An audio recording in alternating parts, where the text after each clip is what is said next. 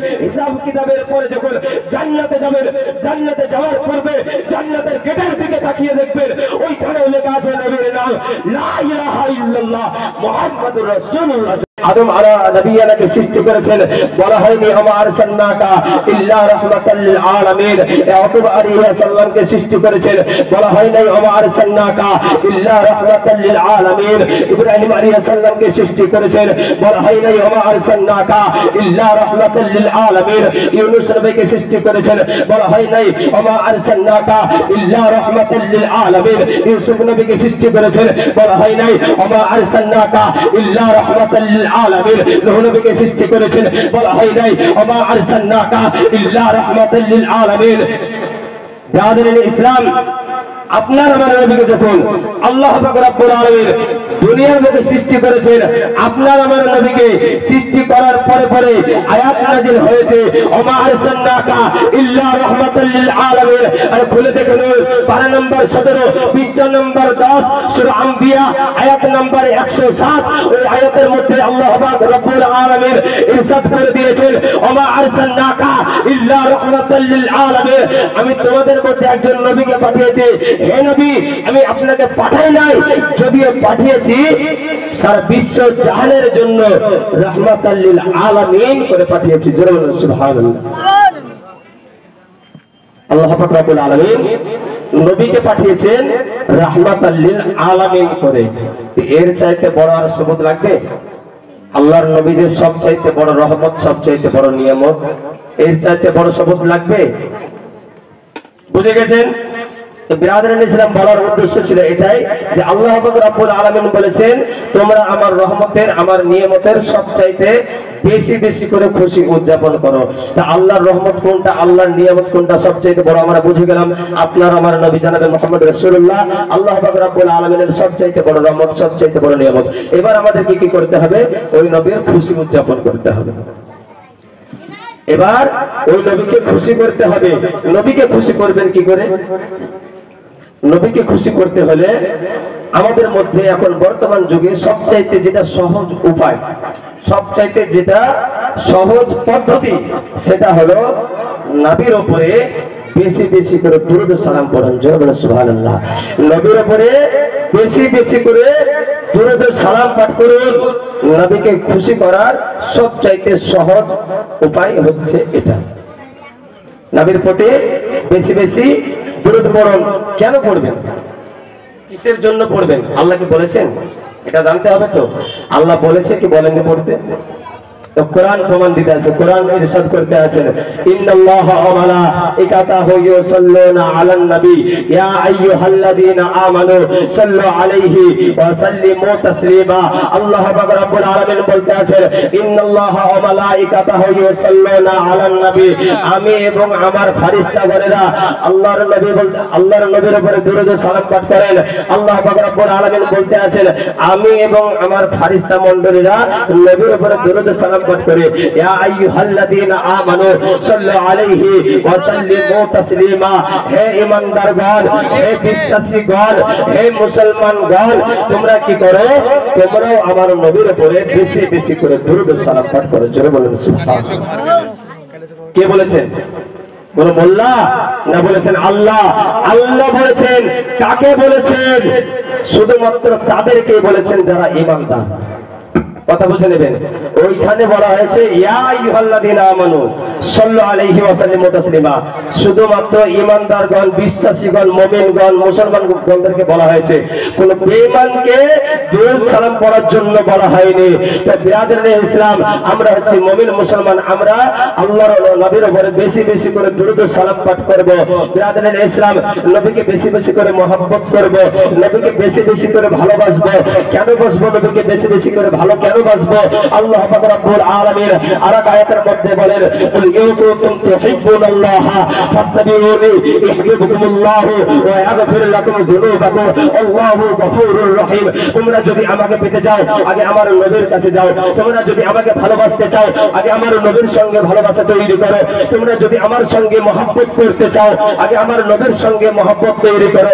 খোদার কসম করে বলতে আছি, যদি নবীর ভালোবাসা পেয়ে যান, যদি নবীর সঙ্গে যদি ভালোবাসা পেয়ে যান, আল্লাহ পাক রব্বুল আলামিন বলতে আছেন, যদি আমার নবী তোমার হয়ে যায় আমি আল্লাহ তোমার হয়ে যাব। জোরে বলুন সুবহানাল্লাহ। আর যদি আল্লাহ হয়ে যায়, আল্লাহ যদি কারো হয়ে যায় তাহলে কি হবে? আল্লাহ বলতে আছেন আল্লাহু গফুরুর রহিম, আমি আল্লাহ তার জীবনে আমি আল্লাহ রহমানুর রহিম, এবং আমি নবীর ভালোবাসা, নবীকে ভালোবেসেছেন ওই কারণে আমি তার হয়েছি। আর আমি যখন তার হয়ে গেছি, তার জীবনের যত গুনাহ খাতা আছে আমি আল্লাহ পাক রব্বুল আলামিন সব গুনাহ খাতাকে মাফ করে দেব। জোরে বলুন সুবহানাল্লাহ। ব্রাদার ইসলাম, এই যে নবীর নাম আপনাদেরকে জপার জন্য বলতে আছি, নবীর উপরে দুরূদ সালাম পড়ার জন্য বলতে আছি, নবীর নাম সব সময় জবানে নেওয়ার জন্য বলতে আছি। কেন নেবেন এটাও তো জানার বিষয় আছে। নবীর নাম যে কাল থেকে হয়েছে সেটাও না, 1400 বছর আগে থেকে নবীর নাম আছে সেটাও না। নবীর নাম আছে ওই দিন থেকে যে দিন পৃথিবীর সৃষ্টিও হয়, সেই দিন থেকে নবীর নামের চর্চা হতে আসছে। নবী আমাদের সর্বশ্রেষ্ঠ নবী, তিনার পূর্বে এসেছেন 1,24,000, কমে বেশ 2,24,000 পয়গম্বর এসেছেন।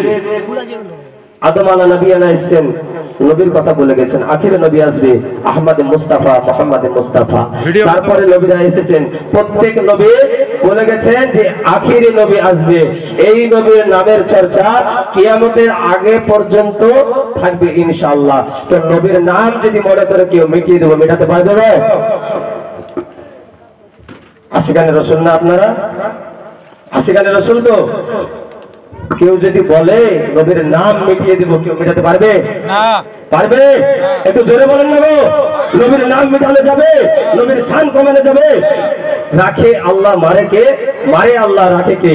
কালকে হযরত বলেছিলেন, এর প্রমাণ হচ্ছে এটাই যে নবীর শান আল্লাহ পাক রব্বুল আলামিন খুদ নিজে বাড়িয়েছেন।